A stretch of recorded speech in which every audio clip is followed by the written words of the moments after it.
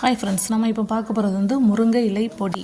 நம்ம வீட்டில் இருக்குங்க, நம்ம ஊரில் நிறைய இடத்துல இருக்கும். நம்ம அதெல்லாம் சாப்பிட மாட்டோம். ஆனால் இது கால் வலி, கை வலி, ரத்தம் குறைஞ்சிட்டு அப்படின்னா டாக்டர்கிட்ட போய், டாக்டர் எனக்கு டானிக் எழுதித்தாங்க, எனக்கு டேப்லெட் எழுதித்தாங்க, எனக்கு ரத்தம் குறைஞ்சிட்டு, எனக்கு கை கால்லாம் வலிக்குதுன்னு சொல்லுவோம்.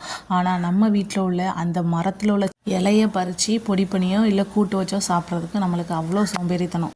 டாக்டர் சொல்லுவார், மாதம் இன்ஜெக்ஷன் கண்டிப்பாக போடுங்க, அப்போ தான் நல்லபடியாக ரத்தம் ஊறும் அப்படி சொல்லுவாங்க. அதை மாதம் தவறாமல் செய்யும். ஆனால் வாரத்துக்கு ஒரு நேரமோ அல்லது மாதத்துக்கு ஒரு நேரமோ அந்த இலையை பறித்து நம்ம சூப் வச்சு குடிக்கிறதுக்கோ இல்லை கூட்டு வச்சு சாப்பிட்றதுக்கோ இல்லை பொடி இட்லிக்கோ இல்லை தோசைக்கோ அப்படி இல்லைனா சாதத்துக்கு கூட நம்ம மிக்ஸ் பண்ணி சாப்பிட்றதுக்கோ நம்ம எதுவுமே செஞ்சு சாப்பிட்றதில்ல. நம்ம இப்போ முருங்கைக்கீரையில் வந்து பொடி செஞ்சு நம்ம வச்சுருக்கோம். இந்த பொடியை வந்து நீங்கள் இட்லிக்கோ இல்லை தோசைக்கோ இல்லை சாதத்துக்கோ நீங்கள் வந்து மிக்ஸ் பண்ணி சாப்பிட்லாம். லஞ்சுக்கு கூட நீங்கள் சாதத்தில் மிக்ஸ் பண்ணி கொடுக்கலாம். இது ரொம்ப ரொம்ப ஹெல்த்தியானது. இதில் வந்து நம்ம பெருங்காயத்துக்கு பொடி கூட நம்ம போடுறதில்ல. கடையில் வாங்கி நம்ம டப்பாவில் உள்ளது பேக்கெட்டில் உள்ள பொடி கூட நம்ம யூஸ் பண்ணுறதில்ல.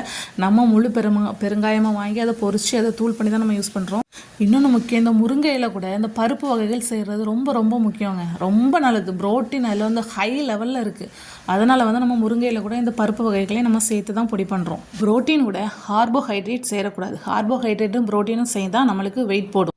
ஆனால் புரோட்டீன் கூட அயனோ மெக்னீஷியமோ சேரலாம். இப்போ வந்து முருங்கையில் வந்து அயன், பருப்பு வகையிலேருந்து புரோட்டீன் அதிகமாக இருக்குது. இந்த ரெண்டுமே சேரும்போது நம்ம உடம்புக்கு வந்து